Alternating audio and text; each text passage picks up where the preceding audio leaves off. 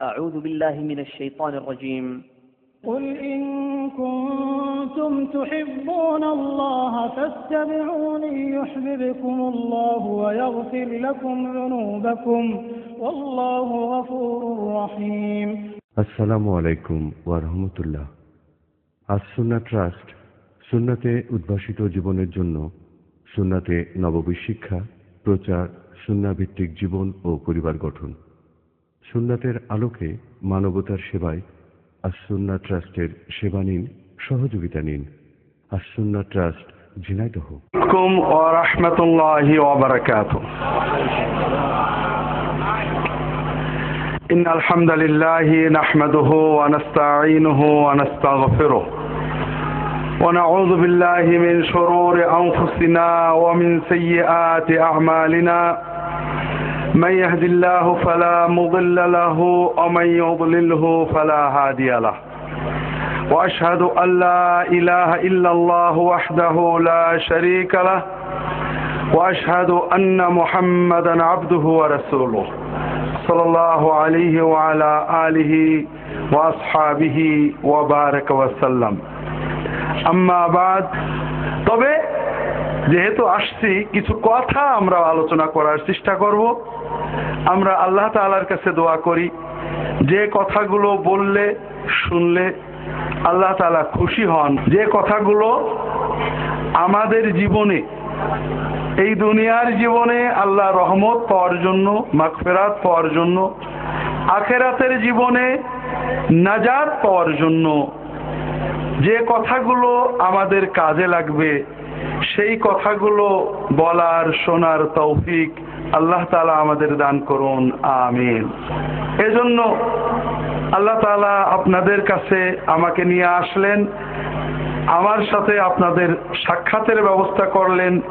এজন্য আল্লাহ তাআলার দরবারে শুকরিয়া জানাই, আলহামদুলিল্লাহ। একটু আগে আমরা আবু লাহাবের কথা শুনছিলাম, ঠিক না ভাই? আবু লাহাব রাসূলুল্লাহ সাল্লাল্লাহু আলাইহি ওয়াসাল্লামের বিরোধিতা করছিল, ঠিক না? কোন সময় থেকে? আমাদের শায়েখ বলেছেন, রাসূলুল্লাহ সাল্লাল্লাহু আলাইহি ওয়াসাল্লাম বললেন, ইয়া আইয়ুহান নাস কুলু লা ইলাহা ইল্লাল্লাহু তুফলিহু। হে মানুষেরা, তোমরা বলো আল্লাহ ছাড়া কোনো মাবুদ নেই, ইলাহ নেই, তাহলে তোমরা সফল হবে। এই কথাই তো বলছিলেন, ঠিক না? আপনারা কি আমার কথা বুঝছেন তো? আবু লাহাব এ কথার বিরোধিতা করলো কেন? সমস্যাটা কি ছিল? আল্লাহ ছাড়া কোনো মাবুদ নেই, এই কথা কি আবু লাহাব, আবু জাহাল, উতবা, শাইবা এরা মানতো নাকি? মানত না। আল্লাহ এক, আল্লাহ ছাড়া কোনো সৃষ্টিকর্তা নেই, রিজিকদাতা নেই, এগুলো কি আবু জেহেল মানতো নাকি? আল্লাহই একমাত্র রব্বুল আলামিন, এ কথা কি আবু জেহেল মানতো?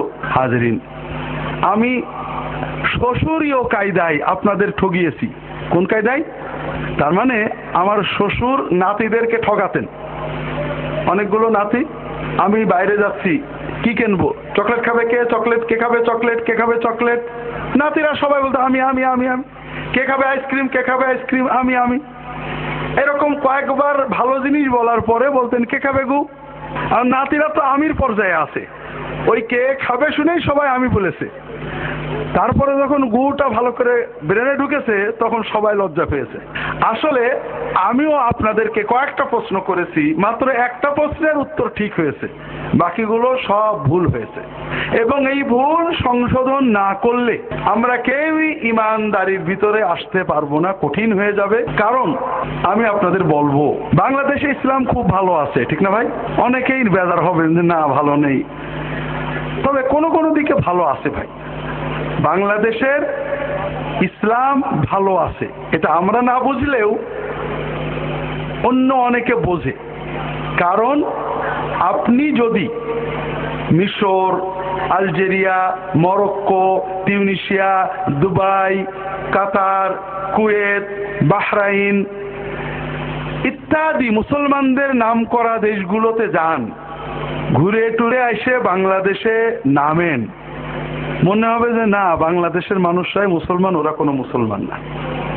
উলঙ্গপনা, বেহায়াপনা ইত্যাদি বিষয় এইসব মুসলমান দেশে আমাদের চেয়েও বেশি। যারা ইসলামের ভালো চান না এরকম লোক দুনিয়াতে আছে না নেই?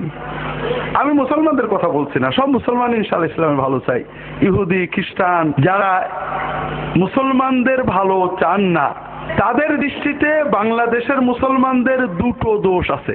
ইহুদি খ্রিস্টানদের দৃষ্টিতে বাংলাদেশের মুসলমানদের ভয়ঙ্কর দুটো দোষ আছে। কয়টা দোষ আছে? একটা দোষ হলো তারা হুজুরদের খুব মানে, আলেম ওলামাদের খুব ভক্তি করে। ভিতরে কি আসে না, টুপি দাড়ি দেখলে, দিনী কথা শুনলে মানুষ নারী পুরুষ নির্বিশেষে আলেম ওলামাদের কথায় খুব প্রভাবিত হয়। বাংলাদেশের মুসলমানদের এক নম্বর দোষ কি বলেন না কে ভাই? আলেম ওলামাদের ভক্তি করে, শ্রদ্ধা করে, তাদের কথাই প্রভাবিত হয়। এটা হলো এক নম্বর দোষ বাংলাদেশের মুসলমানদের ইহুদি খ্রিস্টানদের দৃষ্টিতে। দুই নম্বর দোষ, বাংলাদেশের মুসলমানরা নামাজ পড়ুক না পড়ুক, রোজা রাখুক না রাখুক, অশ্লীলতাকে ঘৃণা করে। রাস্তাঘাটে ছেলে পেলে জড়াজড়ি করলে সবাই মাইন্ড করে, কেউ চাই না নিজের ছেলে মদ খাক মাতাল হোক, ঠিক না বেঠিক? তাহলে বাংলাদেশের মুসলমানদের দুটো দোষ আছে ইহুদি খ্রিস্টানদের মতে। এই দুটো দোষ যদি সংশোধন না করা যায়, সাইজ ঠিক না করা যায়, বাংলাদেশে মুসলমানদের ইসলাম বাড়বে, কমানো যাবে না। এই জন্য এই দুটোই সাইজ করা হচ্ছে। কিভাবে? প্রথম কথা, আপনারা আলেম ওলামাদের ভক্তি করেন, ইহুদি খ্রিস্টানরা মোটেও পছন্দ করে না। এই জন্য সকল পত্র পত্রিকা মিডিয়া সব কিছুতে আলেম ওলামাদের প্রতি মানুষ যাতে ভক্তি না করে সেই ধরনের কথাবার্তা কাজকাম চলছে, ঠিক না বেঠিক? তবে এতে খুব একটা কাজ হচ্ছে না, এর চেয়েও একটা ভালো কাজ হচ্ছে, যাতে কাজ ভালো হচ্ছে। সেটা বলবো নাকি? আপনারা রাগ করবেন না তো? আলেম ওলামারা ইহুদি খ্রিস্টানদের এই কাজটা করে দিচ্ছে। এক আলেম আর এক আলেমের বিরুদ্ধে, এক দল আর এক দলের বিরুদ্ধে যা তা গালাগালি করছে, ঠিক না বেঠিক? কাজে ইহুদি খ্রিস্টানরা যে কামটা চায় এটা কোটি কোটি টাকার মিডিয়া দিয়ে সম্ভব হচ্ছে না, তবে হুজুরদের দ্বারা খুব ভালো এগোচ্ছে, ঠিক না বেঠিক? আমরা সবাই জানি আমাদের দেশের আলেমদের ভিতরে মতভেদ আছে, আছে না? আমরা মুসলমানদের ভিতরেও মতভেদ আছে, আছে না? তবে একটা ব্যাপারে সবাই কিন্তু একমত, সেটা হলো বাংলাদেশের সব মুসলমান দোজখে যাবে। আপনারা কথা বলেন না। জামাত ইসলাম বলছে চরমোনাই দোজখে যাবে, চরমোনাই বলছে সব জামাত ইসলাম দোজখে যাবে, তবলিগ বলছে সব পীর সাহেব দোজখে যাবে, পীর সাহেবরা বলছে পীরের মুরিদ না হলে দোজখে সবার আগে আবুল আহাবের আগে যাবে। তাহলে কি বোঝা গেল যে বাংলাদেশের সব মুসলমান কোথায় যাবে?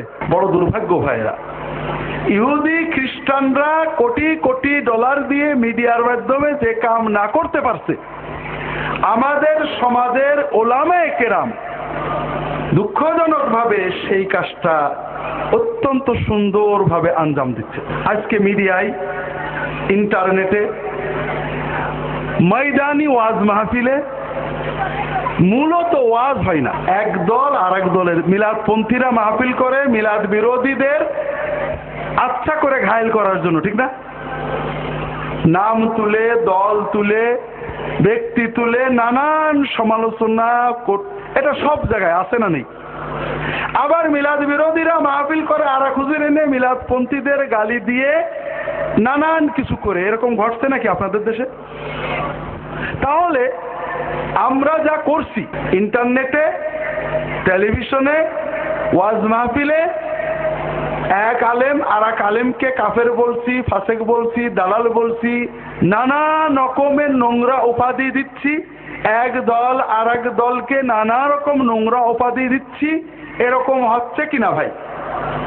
এরকম কি হচ্ছে? এর মাধ্যমে আমরা সাধারণ মানুষকে বুঝাচ্ছি আলেম ওলামারা ভালো না, ঠিক না বেঠিক ভাইরা?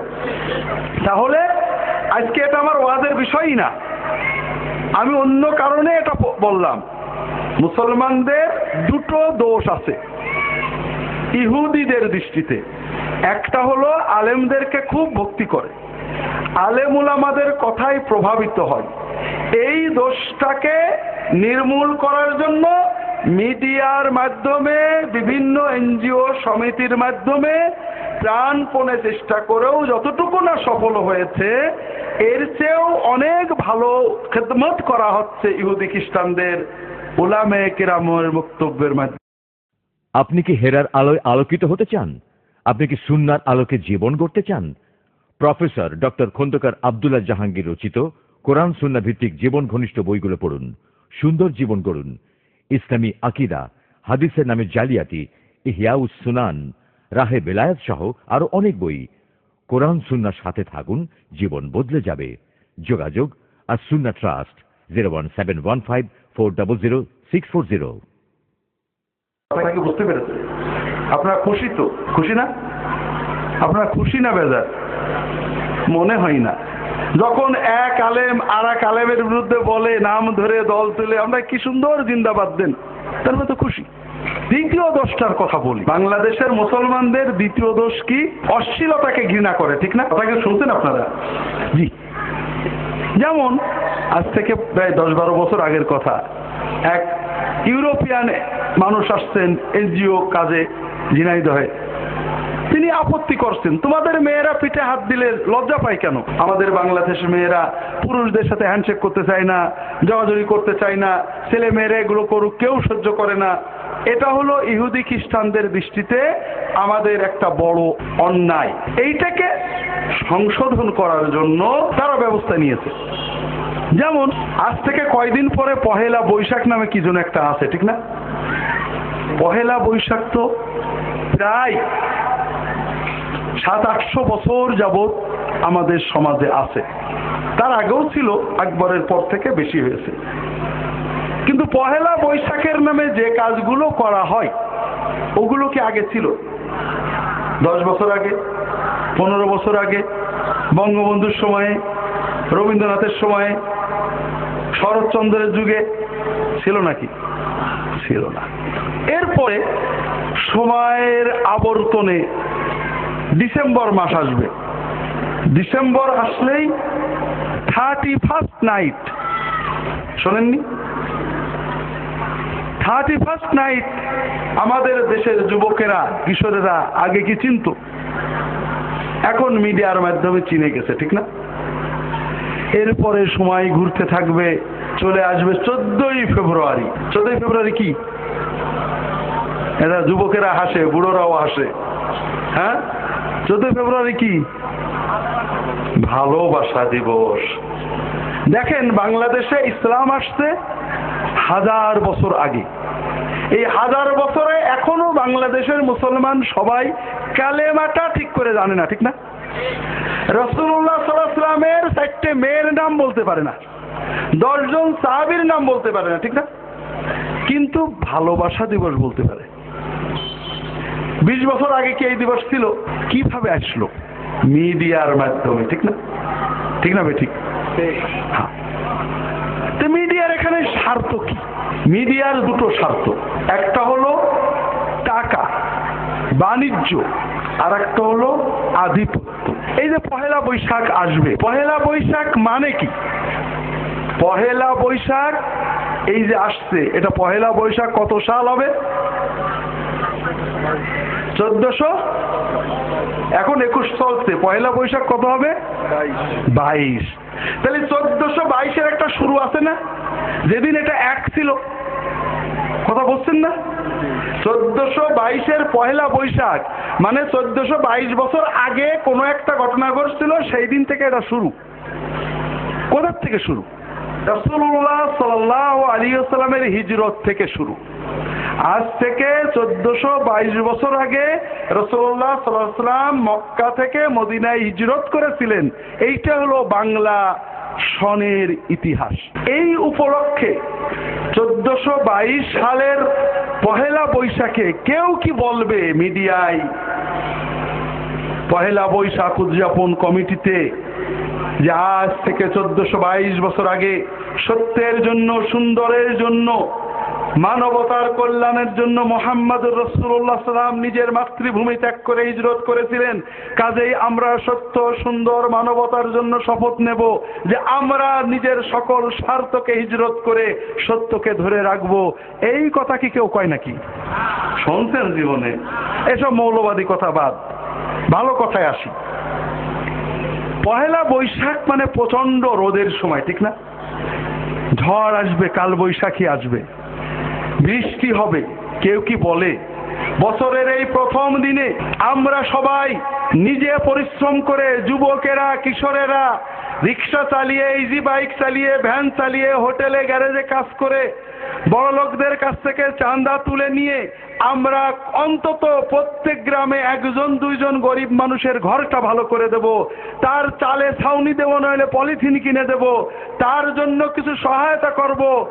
কাল বৈশাখীতে মানুষকে মারতে না পারে আমরা প্রত্যেক পহেলা বৈশাখে গরিবদের জন্য একটা আশ্রয়স্থল বানাবো। এই রকম কথা কি কেউ বলে নাকি? কেউ বলে না, তাই না? কারণ আমরা জানি এমন কথা বললে আমাদের স্বাধীনতা, সার্বভৌমত্ব, সাহিত্য, সংস্কৃতি নষ্ট হয়ে যাবে, ঠিক না? ঠিক না হাজরিন? 31st নাইট, প্রচন্ড শীত, ঠিক না? ঠিক।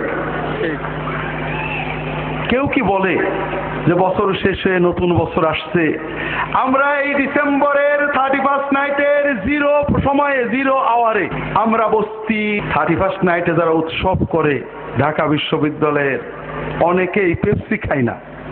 কি খায় বলবো? বিয়ার খায়। কি খায়? মদ খায়। বড় লোকের ছেলে মেয়ে বাবা মায় মদ খাওয়ায়। কেউ কি বলে যে আমাদের একদিনের মদের টাকা, একদিনের পেপসির টাকা, একদিনের সিগারেটের টাকা, মোবাইলের টাকা বাঁচিয়ে আমরা 15 জন 20 জনে বস্তিবাসীদের কম্বল কিনে দেব, ছোট ছোট শিশু কাপড় পাই না, কোন রকমে নেকড়া জড়িয়ে রেখেছে, ওদেরকে শীতের কাপড় কিনে দিয়ে আমরা নতুন বছর শুরু করব? কেউ কি বলে? বলে না। কারণ এই রকম কথা বললে আমাদের স্বাধীনতা, সার্বভৌমত্ব, সাহিত্য, সংস্কৃতি, কৃষ্টি, কালচার বিপন্ন হয়ে যাবে, তাই না? ভালোবাসা দিবসে কেউ কি বলে যে ভালোবাসা দিবসে বাবা মাকে ভালোবাসবো, দেশকে ভালোবাসবো, দরিদ্রদেরকে ভালোবাসবো, তাদের জন্য কিছু ত্যাগ করব? আজকের দিবসে আমরা সবাই যুবকেরা একদিন পেপসি না খেয়ে, সিগারেট না খেয়ে, মোবাইল খরচ বাঁচিয়ে দরিদ্রদেরকে অথবা আব্বা আম্মাকে একটা হাদিয়া কিনে দেব, এই রকম কথা কোথাও বলা হয়? হয় নাকি? হয় না। কেন হয় না? কারণ এখানে মিডিয়ার উদ্দেশ্য দুটো। একটা হচ্ছে আপনাকে ভোগবাদী করে তোলা, আপনাকে পশুর মতো খাওয়ার জাবর কাটা। হাজরিন, পহেলা বৈশাখে স্ত্রী বলবে, স্বামী হয়তো রিক্সা চালায়, শ্রমিক, স্ত্রী বলবে পহেলা বৈশাখে যদি আমাকে নতুন লাল পেড়ে, হলুদ পেড়ে শাড়ি কিনে দিতে না পারো তাহলে অন্তত একটা দড়ি কিনে দিও। এবার করে দেখবেন ঘটে। পহেলা বৈশাখে নতুন শাড়ি দিইনি বলে দড়ি দিয়ে ঝুলেছে। এরকম প্রতি বছরে 2-3টে ঘটে। কেন? শাড়ি আছে। মিডিয়া আমাদের ভিতরে এমন অস্থিরতা তৈরি করেছে, খাও খাও, ভোগ করো ভোগ করো, ত্যাগ করো, দাও, সমাজের পাশে দাও, মানুষকে দাও, ভোগের আনন্দ পাও, ত্যাগের আনন্দ কেউ শেখাচ্ছে না, ঠিক না ভাই? হ্যাঁ, কারণ আমাদেরকে ভোগের মাধ্যমে ভোগবাদী বানিয়ে দুটো লাভ হবে। একটা হলো আমাদেরকে পশু বানানো হবে, আর একটা হলো আমাদের থেকে লাখ লাখ কোটি কোটি টাকা কামাই করা হবে। এই এক দিবসে, ভালোবাসা দিবসে শুধু মোবাইল কোম্পানিগুলো কয়েক কোটি ডলার নিয়ে চলে যায়। কথা বুঝতে পারছেন হাজরিন? কাজেই আমাদের যে দ্বিতীয় ব্যারাম, অশ্লীলতাকে ঘৃণা করা, এই ব্যারাম সংশোধনের জন্য ইহুদি খ্রিস্টানরা যথাযথ ব্যবস্থা নিয়েছে, ঠিক আছে না? আর আমরাও মুসলমানেরা এই ব্যবস্থার সাথে একমত হয়ে গিয়েছি। কিভাবে? আপনারা যুবকদেরকে কেউ দিনের পথে আনে না, ডাকে না, বাবা মাও না। আমি পারলে পরে কিছু বলবো যদি আল্লাহ বলার কোনো সুযোগ দেন। আল্লাহ আপনার সন্তানের প্রতি কি দায়িত্ব দিয়েছেন, তবে একটা বিষয় প্রথমেই বলে আমার বিষয়ে যাব, সেটা হলো যুবকদের ভিতরে ঈমান উজ্জীবিত করার কোনো দায়িত্ব পিতামাতা পালন করে না। 4-5 বছর পর্যন্ত খুব আদর করেছে, 7-8 বছরে স্কুলে ছেড়ে দিয়েছে, 12-13 বছরে আর কোনো খোঁজই নেয় না আমার ছেলে পড়ে, কে বন্ধু মসজিদে যায় কিনা, নামাজ পড়ে কিনা, কোনো খোঁজ নেয় না, নেই নাকি? যখন 15, 16, 17, 18 বছর বয়স হয়, বাবাও জানে মাও জানে আমার ছেলে অমুক মেয়ের সাথে অ্যাফেয়ার আছে। কি জন্য বলে? রিলেশন আছে। শোনেন না এগুলো? বাবা মা জানে না? জানে না? জানে না? জানে। মেয়ের বাবাও জানে, ছেলের বাবাও জানে, মেয়ের মাও জানে, ছেলের মাও জানে যে এই বয়সতে একটু কিছু হবেই। এটাই তো কথা।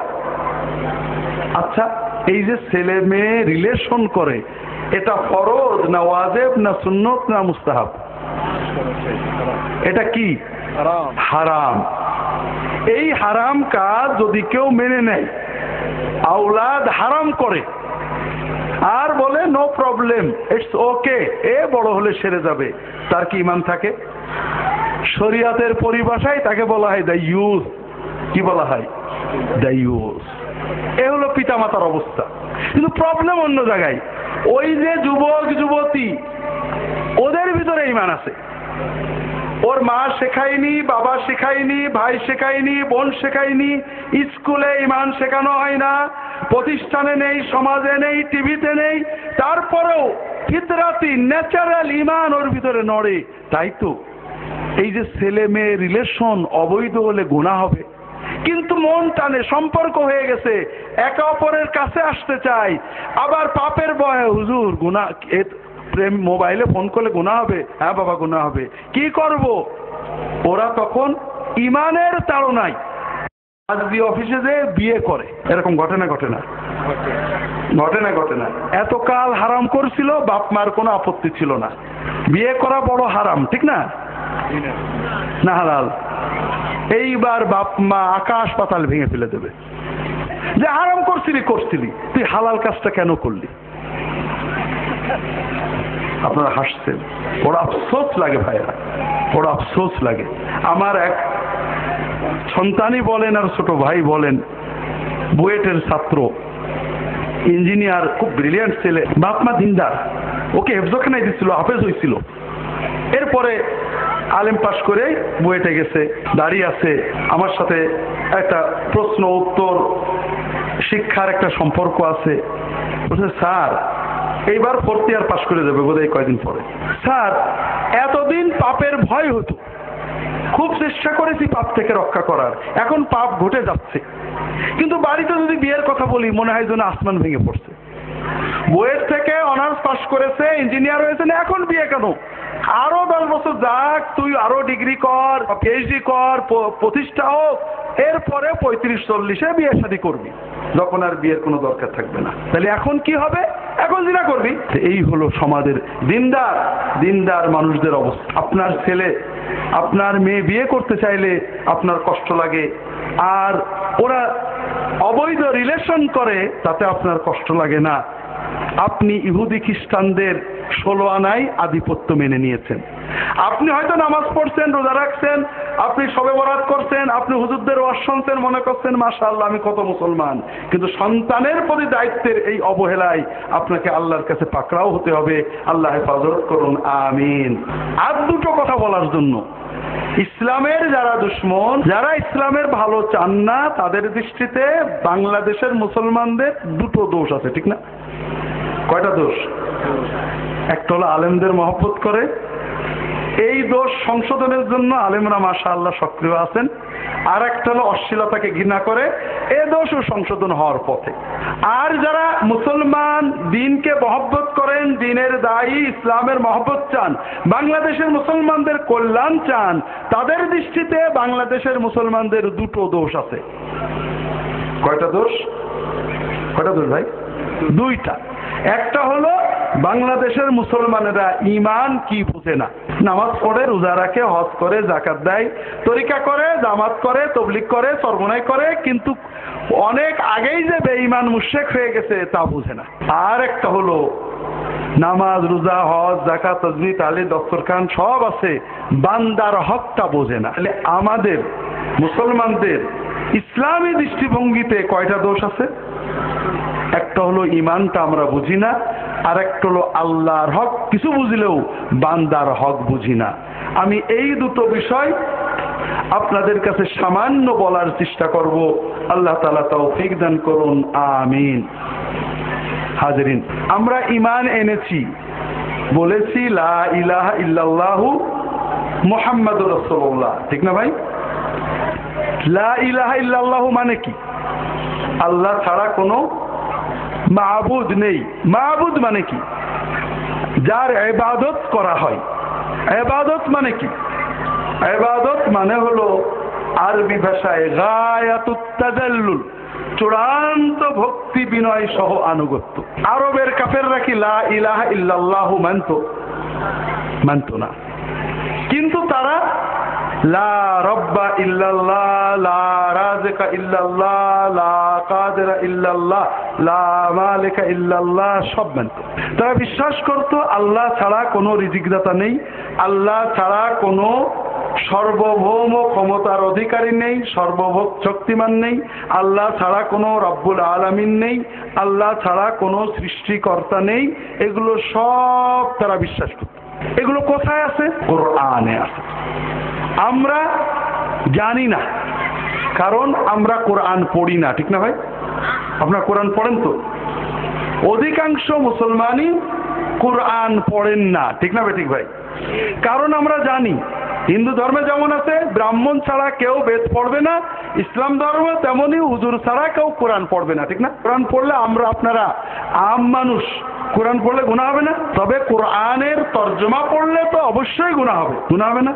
কি হবে? আল্লাহ কোরআন কারিমে বলেছেন, আল্লাযীনা আতাইনাহুমুল কিতাবা ইয়াতলুনাহু হাক্কা তিলাওয়াতিহি উলাইকা ইউমিনুনা বিহি, যাদেরকে আমি কিতাব দিয়েছি তারা হক তেলাওয়াত করে। হাদিস শরীফে ব্যাখ্যা এসেছে হক তেলাওয়াত মানে অর্থ বুঝে বুঝে তেলাওয়াত করা। আর যারা হক তেলাওয়াত করে এরাই হলো ঈমানদার।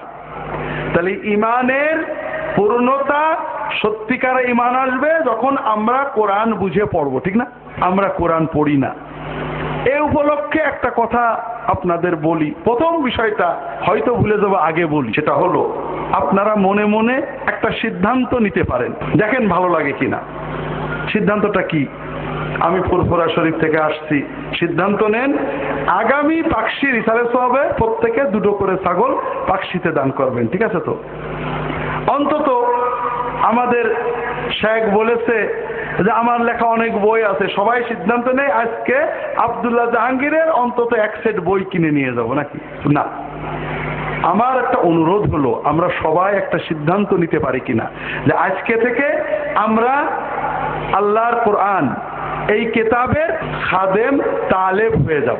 আমরা নিয়ত করি যে আল্লাহ যতদিন তুমি বাঁচিয়ে রাখো, যদি 1 বছর বাঁচি আর 100 বছর বাঁচি, যতদিন বেঁচে থাকবো আমি কোরআনের তালবেলেম থাকবো। প্রতিদিন অন্তত 10 মিনিট থেকে আধা ঘন্টা যতটুকু পারি আমি কোরআন নিয়ে বসে থাকবো। কোরআন পড়তে না পারলে পড়া শেখার চেষ্টা করব, সহি না পড়তে পারলে সহি করার চেষ্টা করব, অর্থ না পড়লে অর্থ পড়ব। মরণ পর্যন্ত প্রতিদিন অন্তত 10টা মিনিট আমি কোরআনকে সময় দেব। আমি কোরআনের তালেবে ইলম হয়ে মরব। যদি আপনি কোরআনের তালেবে ইলম হয়ে মরতে পারেন, ইনশাআল্লাহ এই কোরআন আপনাকে জান্নাতে নিয়ে যাবে। আল্লাহ রাসূল সাল্লাল্লাহু আলাইহি ওয়াসাল্লাম বলেন, মান জাআলাহু আমামাহু কাদাহু ইলাল জান্নাহ। যদি কেউ কোরআনকে তার সামনে রাখে, এই কোরআন তাকে জান্নাতে নেবেই। আর আপনি যদি মনের আবেগে আল্লাহর মহত্ব বলেন সুবহানাল্লাহ, আলহামদুলিল্লাহ, আল্লাহ এত সওয়াব দেন যে সওয়াবে আসমান জমিন ভরে যাবে। হাজিরিন, যেটা বলছিলাম আল্লাহর সাথে বিজনেস, আমি ওই দিকে আজকে যেতে পারিনি। আল্লাহর সাথে বিজনেস এর চেয়ে সহজ আর কিছু নেই।